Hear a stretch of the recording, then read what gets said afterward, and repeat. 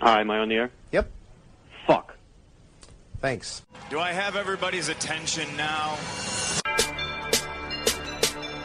Do I have everybody's attention now? Don, I got you. Do I have everybody's Sunday attention night. now? You put them cameras on me, then you must be willing to get that heart touch. This a must-see feeling. The news ain't good, then it must be villain. So I say a tag grounded, I don't trust these ceilings. Spread across your nose, and I'm on your ear. Highest necks on the cloud. Am I in the air? Sunday nights, prime time. I flex mine better. Voltron transform to DX Don. Mega and obscene. You probably think I'm nice, cause I slow like a stream to your wireless device. And the smoke full of steam on any given night. How short like a piece of any given slice. And for the latest and what is best about, I tune in and tune the rest out. Don, you gotta tell them, am I in the clear? Is this thing on? Am I on the air? On the air.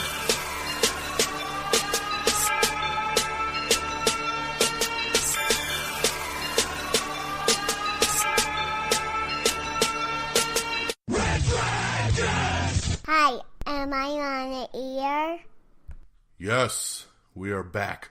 We are back already with another brand new episode of Am I on the Air? We are live on the air, streaming, broadcasting live from the Red Dragons Radio Studios here in Tucson, Arizona.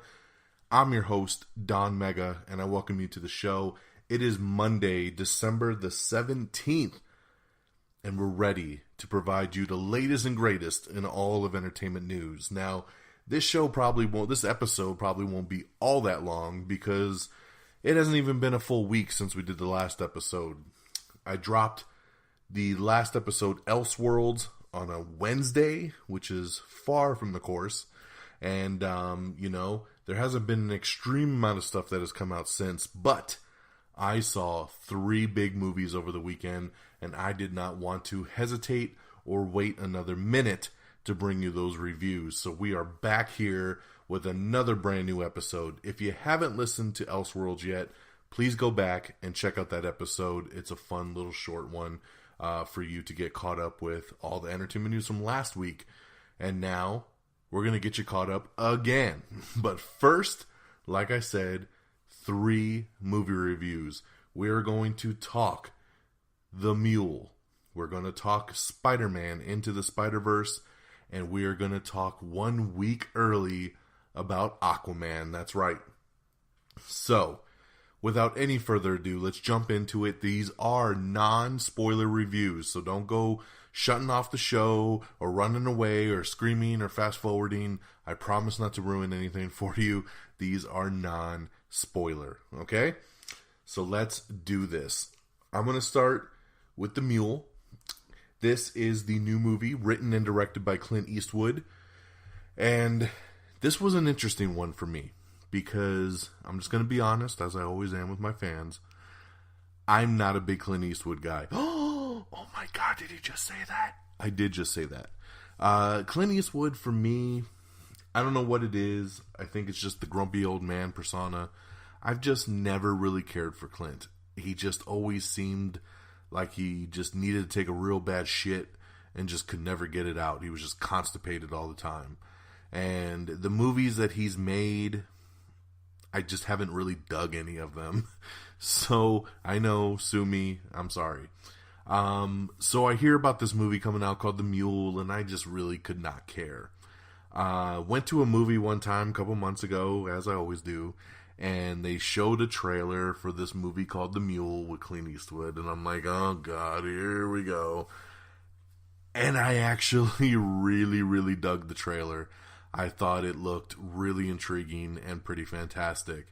So fast forward to this past Friday, it was one of the big releases that came out this past weekend, and I was very intrigued to go see it. You know, it came down to that night, am I going to see The Mule, or am I going to see Once Upon a Deadpool? Now, I really still want to see Once Upon a Deadpool, but it's only in theaters for 12 days, and it's already been out for going on a week now.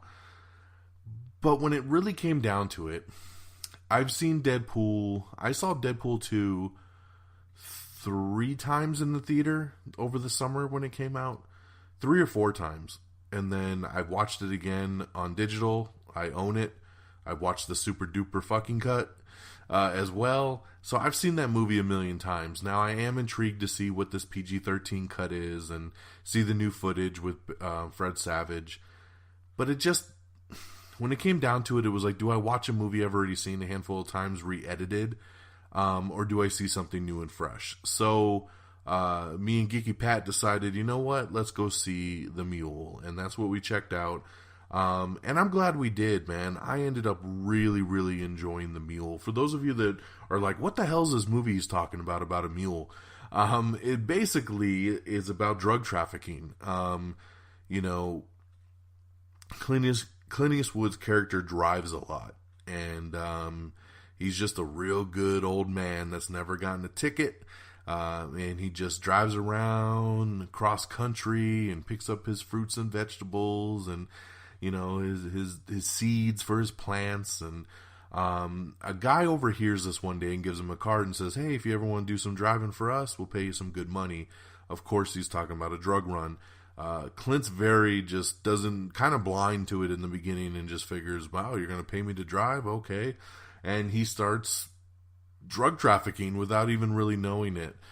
Driving drugs from one state to another and dropping off these just massive amounts of drugs and then coming back to his truck an hour later and having a nice envelope full of cash in the glove compartment. And it's based loosely on a true story, and you know, it worked really well for him just because he was so inconspicuous, being this older guy that just was, you know, nice, and just the police paid no attention to him, and it worked out for the cartel. Of course, there are a lot of twists and turns. The cartel does get involved. You know, things don't always go as smooth as they may seem. You also have Lawrence Fishburne in the movie, Bradley Cooper, Michael Pena, and they are working for the Drug Enforcement Office, the DEA, and then they go on the hunt looking to bust all these drug rings.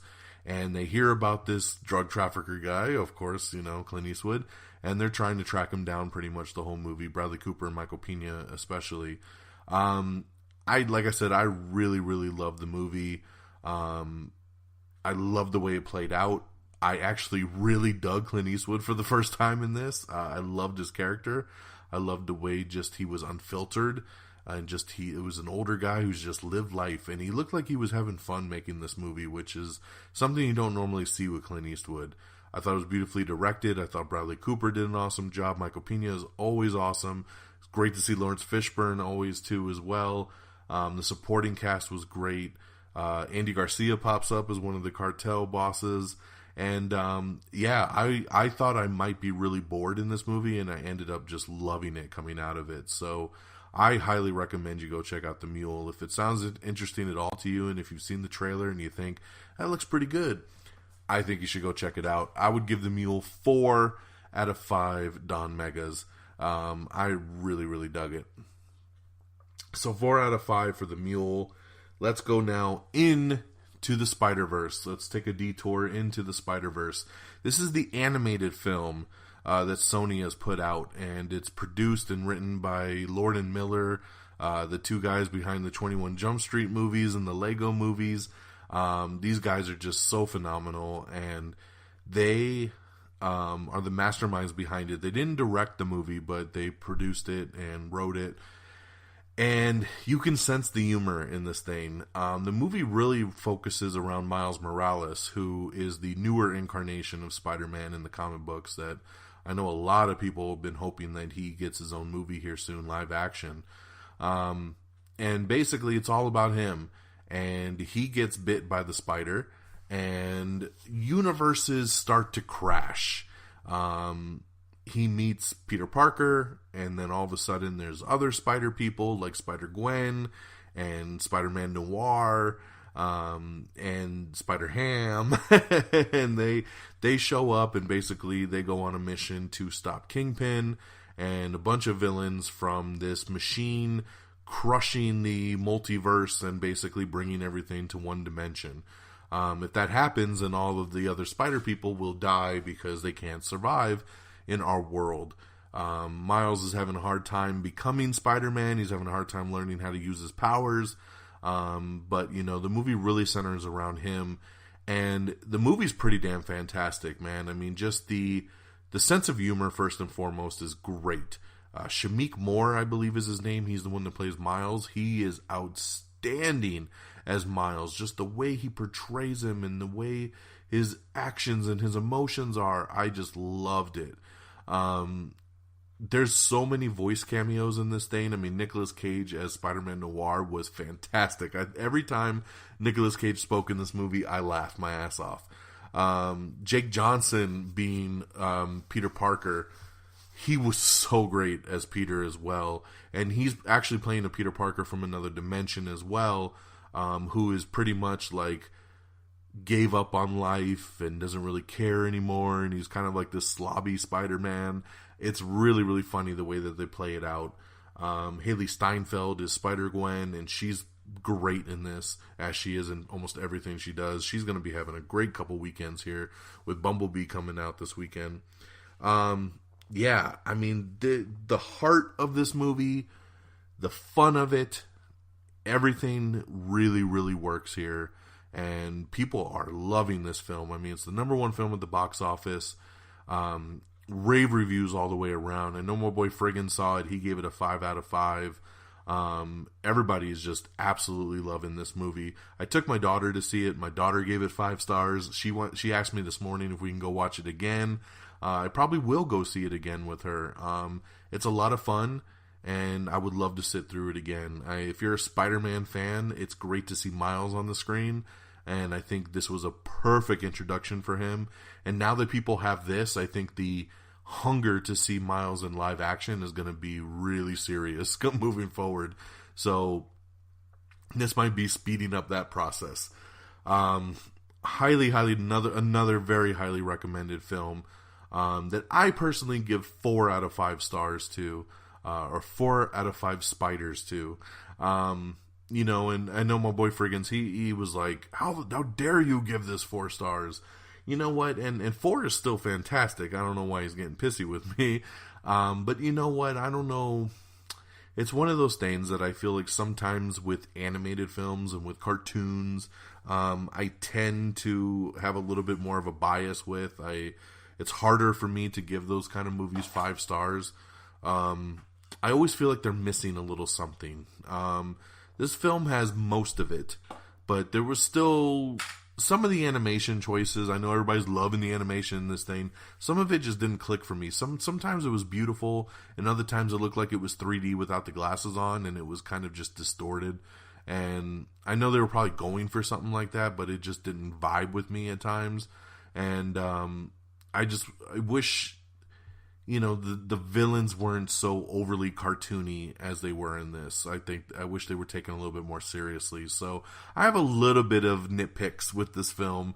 But overall, they did a badass, fantastic job. It is a ton of fun, and I definitely recommend it to all families and anybody remotely interested. I think you will have a really great time with it. So Spider-Man Into the Spiderverse, I would give 4 out of 5 to. Also stick through the credits. There is a really awesome post-credit scene at the very, very end that is really fantastic, and I hope goes forward for the sequel. And last but not least, I was lucky enough to get tickets to go to the early screening of Aquaman. Amazon Prime members got a chance to get tickets this past Saturday night to see an early screening of Aquaman. Aquaman does not open until this Friday, but I got to see it a week early, and wow. I was floored by this movie. It was everything I had hoped it to be, and more. If you had any doubt how visually stunning and beautiful this movie was by the trailer, it is. All of that and more once again. The world under the water, the world in this 7 seas that they take you to is vivid, it's breathtaking, it blows you away. My only concern that I hated going into this was that I did not get to see it in IMAX for my first viewing. I love to watch movies in IMAX, and this was a movie that I am dying to see in IMAX. And unfortunately, the prime, early screening for me to see it a week early was just a regular showing, and it was still amazing. I really want to go back and see this again in IMAX. I definitely want to see this movie again for a second time. Jason Momoa was born to play this role. He's so good in this character. Nicole Kidman was fantastic as his mother. Dolph Lundgren was great in this as King Nereus. Patrick Wilson as Ocean Master. Black Manta was awesome. There's so much going on in this film. But every time they went under the sea, every time they went to Atlantis, every time they went to all these different segments of the ocean, you saw something new and fresh. When they went to the trench in this film, oh my god, I don't want to give spoilers away, but man, wait till you see the trench scene on the big screen. All of it just plays together so nice. This movie, for any of you that are wondering where does it take place in the world of the DCEU, it does take place right after Justice League. There is a mention to him defeating Steppenwolf to kind of layer it out for you guys of where the movie is set, and it was confirmed by James Wan that it basically picks up pretty much right after Justice League ends. So it is after that, which is pretty cool. And Amber Heard, I gotta say, wow, not only is she breathtakingly gorgeous in this film as Mara, I love the red hair. She's so good in this movie too. I mean, she is as much of a main player in this thing as Jason Momoa is, and they work together so well. There's so many Star Wars-esque kind of scenes that take you to just so many breathtaking, new, visually beautiful lands that you've never seen before. And just the creatures under the water, the things that you'd be shocked to know live there that we don't know about, right? I mean, we're on Earth. The movie takes place on Earth, but man, the things that are in that ocean.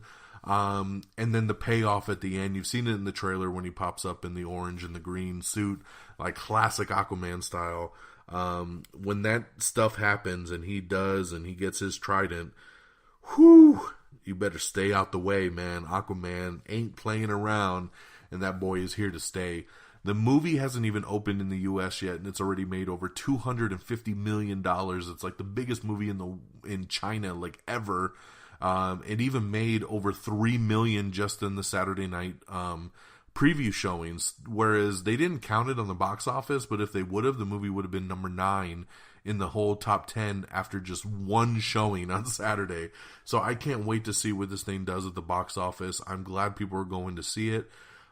It's a little divisive for some people. Some people think it's too much and they can't handle it, and they think, they went too far. I thought they just fucking hit it perfectly on all levels. I mean, James Wan directed this thing magnificently. It's got some cheesy moments, and there are, times where you might be like, really? But you know what? It's Aquaman. Sit back in your chair, get that buttered popcorn, get your candy, get a big soda, and just sit back and immerse yourself into this beautiful DCEU world. And I think you'll really enjoy it, man. The movie doesn't take itself seriously, and neither should you. This is Aquaman. Have fun with it, and I think if you do that, you're going to be pretty blown away. The action is incredible. My hat is off to James Wan. He killed it. He knocked it out the park, and he really did DC proud. And I hope that this really continues to make Warner Brothers feel good about what they have in front of them and start moving forward in a more positive light with their projects. I think they're going to be on a good roll here. Aquaman's going to kill it. We still got Shazam coming in April, and I think that's going to kill it. We got Wonder Woman 2 next year, which is also going to kill it. We just got to keep rolling positively here, man, and hopefully, fingers crossed, this universe will continue on a massive roll. I had the ultimate blast with Aquaman, and I hope you do too. I give Aquaman 5 out of 5 stars, 5 out of 5 fishes, 5 out of 5 seahorses, 5 out of 5 tridents. I absolutely love this thing. I can't wait to see it again and see it in IMAX the way it is intended. See this thing on the biggest and beautiful screen that you can. If you don't have IMAX in your area, go see like an XD, go see a Prime, go do whatever you can with the biggest screen you can and just enjoy this thing. 5 out of 5 for Aquaman. All right. Woo! 3 movie reviews, my friends. That is a lot to get through. It was a lot for my weekend. That was literally Friday, Saturday, Sunday for me at the movies. So, but I had a great time. Great time. I was able to... Me and Geeky Pat went and saw The Mule. And then me, Geeky Pat, and my whole family got to see Aquaman. And then me and my daughter went and saw Spider-Man Into the Spiderverse. So it was a family affair all weekend long. And I hope you guys enjoy it. Some great movies there. I mean, look how that weekend went. The Mule, 4 out of 5. Spider-Man Into the Spider-Verse, 4 out of 5. And Aquaman, 5 out of 5. So, whew. And I can't wait for this upcoming weekend. We got Bumblebee. We got Mary Poppins Returns. We got Welcome to Marwen. And I want to see Aquaman again. Ooh, it's going to be chock full of excitement at the box office. Okay, guys, let's switch gears and let's get into the news that has popped up since the last episode. We have speaking of Mary Poppins, we got everything wrong with Mary Poppins in 15 minutes or less. Greg Kinnear joins the CBS All Access Twilight Zone reboot. Jennifer Garner is set to star in J.J. Abrams' new drama that he's putting together for Apple. DC Universe's new show Stargirl is getting ready to start filming, and they just added Lou Ferrigno Jr. to play the character Our Man. Netflix has acquired the Spike Lee produced feature film See You Yesterday, so that'll be coming out straight on Netflix. Noah Hawley has been brought on to be the director of the new film To Be Read Backwards. We have the new poster for Jordan Peele's new horror film Us, and you can see that up on our Instagram page as well. If you're not following us on Instagram, what you waiting for? Just search Am I on the Air and give us a follow. We got some really cool posters up right now, including this one for Jordan Peele's Us. We have the first trailer for Star Trek Discovery Season 2, so check that out.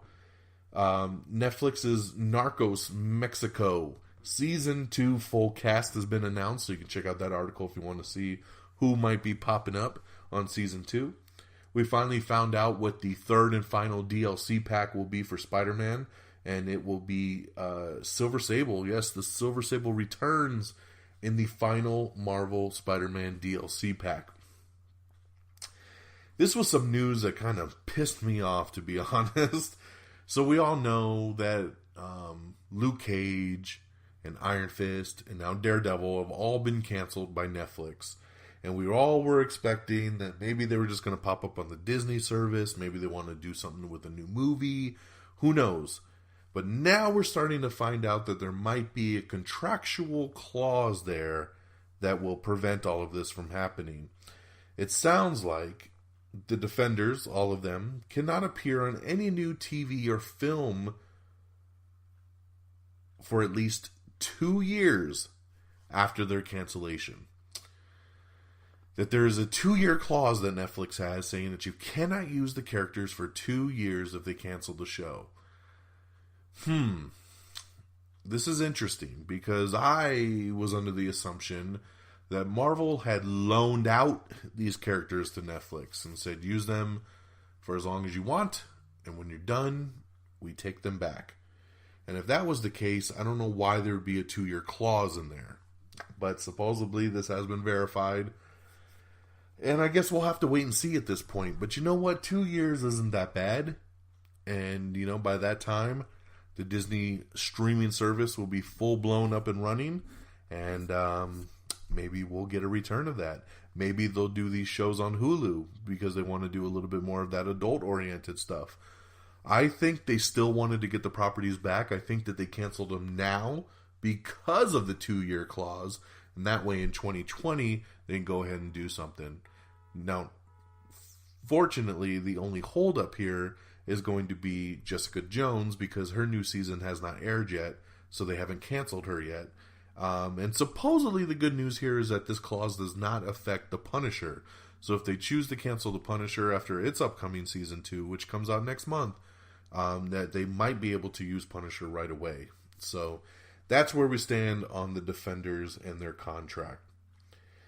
Director DJ Caruso is in talks to direct the Are You Afraid of the Dark movie.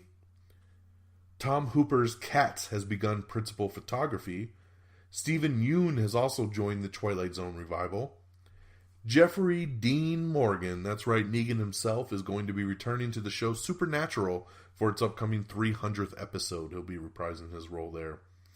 We got some really cool Godzilla King of the Monsters posters that we got up on Instagram. We got a poster of Mothra, Rodan, and Ghidorah. That's right, and these are some badass posters. So check them out. They're on our Facebook and our Instagram. Check out the full posters, man, because they are pretty damn awesome. We also have the new poster for The Rock's new film about the wrestler Paige and her true life story, Fighting With My Family. Pretty cool poster there, so check that out. It's also up on our Instagram page. Logan Lerman is in talks to star in Jordan Peele's new Nazi hunting Amazon drama. Peter Jackson says he hopes to begin work on the Tintin sequel within the next year or two. We have your first look at Jennifer suiting up as Lightning in the upcoming episode of Black Lightning. So pretty cool to see her finally don the outfit. Grey's Anatomy has cast Jennifer Grey in a secret role. MTV has renewed Jersey Shore Family Vacation for Season 3. Janet Jackson, Radiohead, Stevie Nicks are all set to be inducted into the Rock and Roll Hall of Fame class of 2019. Taylor Swift's Reputation tour movie is coming to Netflix. The Maze Runner's Kea Scodelario is set to replace Emma Roberts in the upcoming ice skating drama Spinning Out. The Conners, ABC is looking at possibly bringing it back for a season 2. Lately the ratings have been very strong and they are holding, so they are looking at bringing the show back for sure. One Day at a Time is getting a season 3 premiere date over season 3 February premiere date over on Netflix. Sorry for Your Loss has been renewed over on Facebook Watch. We have the trailer for the season finale of Titans Season 1 over on the DC Universe streaming app. This trailer is intense. I've been watching Titans. I've been doing an episode-by-episode mini review on Stardust every week, and I can't believe we're at the season finale already. I don't want the show to be over. I don't feel like I've truly gotten the team together the way I want them to be, and we're already at the finale. But the finale is Robin versus Batman, and it looks insane. So I can't wait to see that. Benicio Del Toro is set to voice Swiper in the Dora the Explorer live-action movie. That's right. No swiper, no swiping. NBC has ordered the Black Tapes podcast. They're going to do an adaptation of that. When's NBC going to order the Am I on the Air story? I'm still waiting on that one, too. Kate Winslet and Saoirse Ronan are set to star in the romance Ammonite. Benedict Cumberbatch is going to star in HBO's film Brexit, and the first trailer has dropped for that.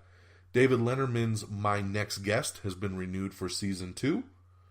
Scary Stories to Tell in the Dark is going to be arriving next August. There are new Peanuts shows and specials that will be coming out on the upcoming Apple service. Netflix is developing a Christmas rom-com called Let It Snow. Brian Staff has joined the DC Universe's Stargirl, and he'll be playing Wildcat. So they're really stacking up this Stargirl show. We have the first teaser for the Downton Abbey film, which will be hitting theaters next year. We have the final trailer for the new Timeless mini-movie that will be coming to NBC to wrap the show up. Adria Arjona, Adria Arjona, sorry, I apologize in advance, is in talks to star alongside Jared Leto in the Morbius movie. Nicolas Cage has said that his next film might be the wildest he's ever made. Man, that's something if that's what Nicolas Cage is saying. Steve Carell says that he's ready for Anchorman 3 if they decide they want to make one. Colin Trevorrow says that dinosaurs won't terrorize cities in Jurassic World 3, which is all I wanted. So, man, they just bummed me out with that one. Bohemian Rhapsody is now officially the highest grossing biopic film of all time. It has crossed the $650 million mark worldwide.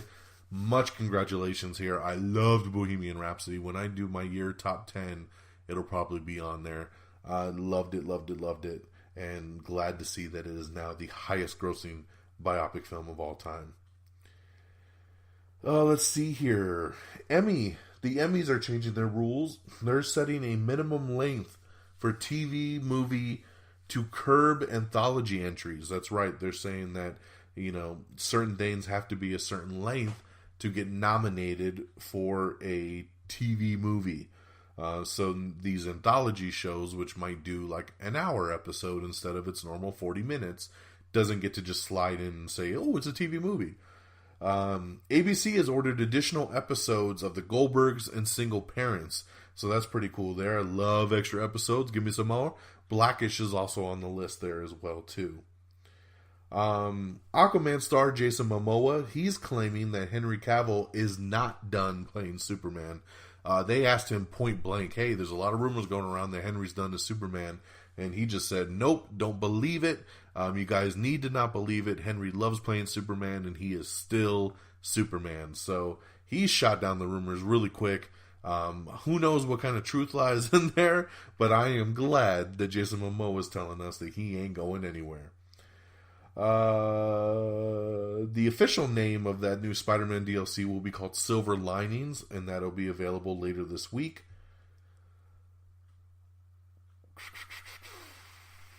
We have an article up talking about the post-credit scene I told you about in Spider-Man Into the Spider-Verse, so check that out if you want to get some more context on what happened at the end of that movie.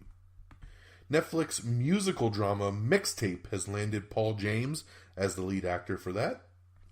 Fox Searchlight's Downhill has added Miranda Otto and Zach Woods and Zoe Chow for its upcoming. Guy Ritchie's Tough Guys has added Belgian actress Lynn Renee to its cast. The new movie Mortal Engines came out this past weekend as well. I really had no interest at all in seeing it.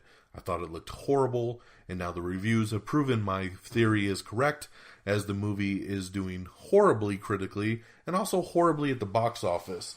The movie, as of right now, it's only been out for the weekend, is already poised to lose the studio more than $100 million in losses. Holy crap. Mortal Engines to lose more than $100 million at the box office for its studio. No shocker here. Most people I know either said, what the hell is Mortal Engines? And the other half said, that movie looks horrible. So I don't know what they were trying to market to. It looks stupid. It looks shitty. And now it's going to lose them a grip of money. It's one of the biggest bombs of the year. Wow, wow. Now, speaking of not a bomb, I already told you that Aquaman is killing it, right? 250 plus million, and it hasn't even opened in the U.S. yet. Well, on Saturday, when I went to go see it, and when a lot of people went to go see it in that early Prime showing, it made over $3 million that night, which is the biggest preview night showing ever. It actually beat the previous record, which was Jumanji 2, or Jumanji Welcome to the Jungle with The Rock last year, which made $2 million in its preview night. We have the new second trailer for Bird Box, which comes out on Netflix on the 21st. I cannot wait, man. I think Bird Box looks incredible, and that would definitely be one to check out this weekend. We have the trailer for King of Thieves, the new trailer for Captive State, the trailer for The Mustang, so check those all out. The Man Who Killed Don Quixote is set for release in 2019. Apple has signed Fast and Furious director Justin Lin to an overall TV deal. Tell Me a Story has been renewed for Season 2 over on CBS All Access. HBO is developing a female skateboarding comedy series. Stargirl, another casting, has cast Henry Thomas as Dr. Midnight. That's right. Alita Battle Angel has hired Dua Lipa for the official single off of the movie. Melissa De La Cruz's 29 Dates has been acquired by Disney Plus, the streaming service. We have the new Hellboy poster that came out today, and the official trailer drops on Thursday. Oh yeah, so get ready for the first trailer for the new Hellboy reboot. Speaking of reboots, the Resident Evil reboot is something that is happening. And James Wan was listed as producing at one point. Now, officially, as of today, James Wan is no longer producing the Resident Evil reboot. And I don't blame him. He probably saw what they were putting together on this thing, and he was like, I'm getting the fuck out of here. Nobody wants to be associated with this shit. First of all, it's too soon to be rebooting. Second of all, it's fucking Resident Evil. If they were smart, they would make this a scary, true-to-game movie that is done as a show on Netflix. That is the right way to do it. I would not reboot it theatrically. All I can hope out of this reboot is that they do stick to the more horror version that the video games are and not try to do the big action stuff that the Mila Jovovich series did. But James Wan, no longer attached. He's like, don't put my name on that shit. I'm out of here. We have everything coming and going to Amazon Prime in January, and also everything coming to and going to Hulu in January. The Netflix Dark Crystal prequel series has revealed its characters and voice cast. And I know Mark Hamill is a part of that. It looks pretty cool. Dark Crystal scared the shit out of me as a little kid, man. There was something about these creepy little elves that just haunted me as a little child. So it's kind of crazy that we're doing a prequel series after all these years, probably 30, 40 years later. It's going to be nuts. So, yeah. The Spiderverse sequel will have romance and Spider-Women. Ooh. Jeff Bridges is set to receive the Cecil B. DeMille Award over at the Golden Globes. Daredevil actress says to blame Netflix for the cancellation. She says Marvel has nothing to do with it. Former ABC exec Channing Dunny moves to Netflix to oversee the original content. So going back, to that Dark Crystal prequel series, you got Mark Hamill, you got Andy Samberg, just a couple of the names that are going to be voicing this Dark Crystal show. It's pretty cool. The television show Elementary has been canceled after 7 seasons. That's right. The show will end after its upcoming 7 seasons, so no 8th. But congratulations, man. That show lasted way longer than I ever expected it to. That is for damn sure. Actress Willow Shields is joining Kea Scodelario in Netflix's Spinning Out. Shout Studios has also announced that Roger and Julie Corman documentary. So, yeah, that's exciting news. And, my friends, that gets us caught up to speed. So, wow, we actually still pulled out a normal-sized episode, even though it hasn't been a week since the last one. But we had 3 big movie reviews to get through, and I think that's what gave that chunk of time back. So, let's talk about our releases this week, and we'll get ready to wrap this baby up. Out on Blu-ray and DVD on Tuesday, tomorrow, is going to be Venom, The Predator, A Simple Favor, and A House with a Clock in Its Walls. I already have Venom, The Predator, and A Simple Favor all on digital already. I highly recommend A Simple Favor. That movie was so good. The Predator I only got because it was in 4K and it was on sale for $9, so I bought it. And then Venom, I really enjoyed Venom, so I got that in 4K also. And my TV, my big screen, awesome 75-inch TV, 4K, UHD, everything, busted on me. Luckily for me, it is under warranty, and I'm still waiting for somebody to come out here and fix the damn thing. And I can't wait because I have all these new movies to watch in 4K, and I have to wait for them to fix my damn 4K TV before I can watch it. And I refuse to watch it scaled down to that old 1080p quality. All right. And I have not seen A House with a Clock in Its Walls. I hear it's okay, so I'll check that out eventually at some point. In theaters this week. Now, up first, actually, on Wednesday this week, on the 19th, it'll be Mary Poppins Returns. So Mary Poppins trying to get a little bit of a head jump, a little head start this week on the other films. So Mary Poppins comes out Wednesday. And then Friday, of course, Aquaman comes out full-blown.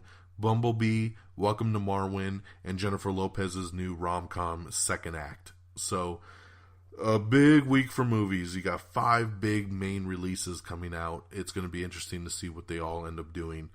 As for me, definitely seeing Bumblebee this weekend because that's the new one that I haven't had a chance to get to yet.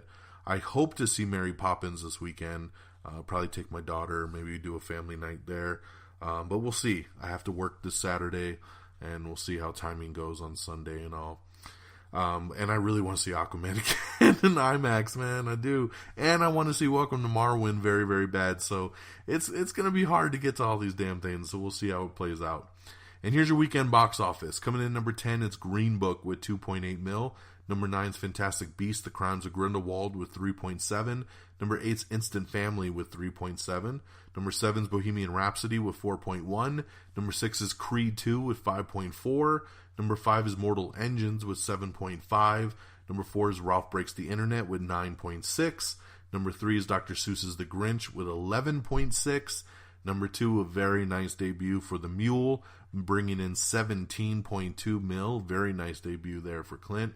The Mule at number 2. And number 1, it's another debut. It's our Spiderverse. That's right, Spider-Man Into the Spiderverse comes in at number 1 with 35.4 million. It's the biggest opening weekend for an animated film ever in December. So congratulations to Spider-Man Into the Spider-Verse. 35.4 mil, already working on a sequel. Pretty damn awesome. And ladies and gentlemen, that brings us now to the end of our show. It's been a beautiful 40 minutes being spent with you guys, and I hope you've enjoyed it as much as I have. I hope you guys all have a great week. I hope you have an awesome weekend. We're literally 1 week away from Christmas. So, man, it's going to be a busy, busy time. So, hey, make sure you like us on Facebook, facebook.com/amiontheair. Follow us on Twitter @amiontheair. You can follow me directly on Twitter @dxdonmega. Our official webpage is amiontheair.com, so bookmark that. We are on iTunes, so download, rate, and subscribe on iTunes. If iTunes ain't your thing, you can get us on all Android devices. You can stream us on Spotify, on iHeartRadio, on TuneIn, on Stitcher, on Spreaker, on Donner, and Blitzen, Cupid, and Blixen, and every other thing. We are always streaming. Google Play, Google Podcast. We are all over the interwebs. Remember, follow us on Instagram. Check out all these cool posters and stuff. It's pretty cool. Popping up some movie reviews on there as well, too, on our Instagram stories that weekend. And, of course, follow me on Stardust. Stardust is an awesome app that you can download on any platform where you can watch 30-second mini reviews on your favorite TV shows, movies, trailers. I do reviews for all of it on Stardust. Follow me there simply at Donmega, DONMEGA, and I will give you a follow back. I'm trying to be very fair with social media.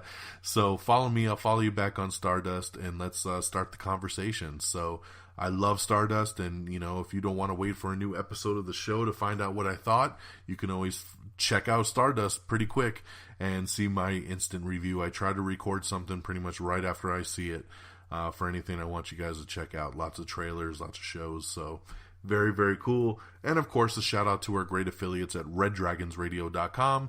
Follow on Twitter at Red Dragons Radio. Check out the website, because not only are we there, but there's a lot of other great podcasts. A lot of people putting in time and dedication to do the shows for you guys to sit back and love, and that is reddragonsradio.com. So thank you guys once again on this Monday, December the 17th. I hope you all have an amazing week. Take care of yourselves and each other. And my friends, till next time, y'all. Peace! Bye, everybody. Red Dragon! Red Dragon.